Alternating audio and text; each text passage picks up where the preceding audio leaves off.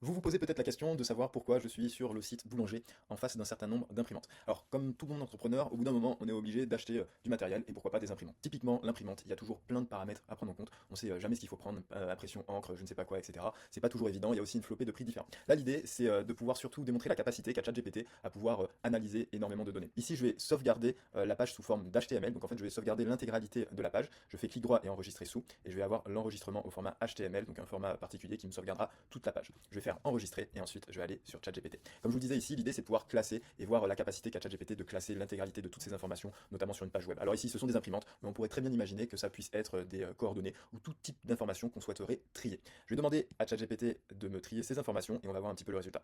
ChatGPT, je vais te donner un document que tu vas devoir analyser. Il s'agit d'un document HTML.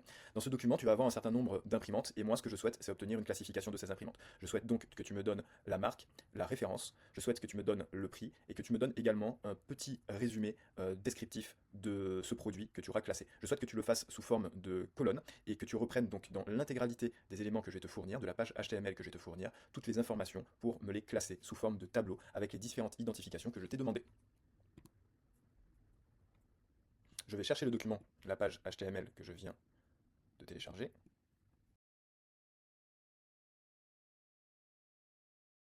Et voilà, comme vous pouvez le constater, donc j'ai les imprimantes qui ont été classées avec la marque, le modèle, le prix et une petite description. Alors ici, l'idée c'était de voir surtout la fonctionnalité classification de données. Comme je l'ai dit juste au préalable, avant d'envoyer cette classification, ChatGPT est réellement en capacité de le faire sur tout type de données. Et on peut très bien aussi imaginer des coordonnées ou d'autres informations à lui donner. Petite particularité juste ici, c'est qu'on a la possibilité de télécharger et d'exporter au format Excel cette classification qui a été faite au format tableau. Donc il y a un lien pour l'exporter au format Excel, ce qui est aussi très bien dans le cadre de l'utilisation des données. Voilà, plutôt pas mal, non?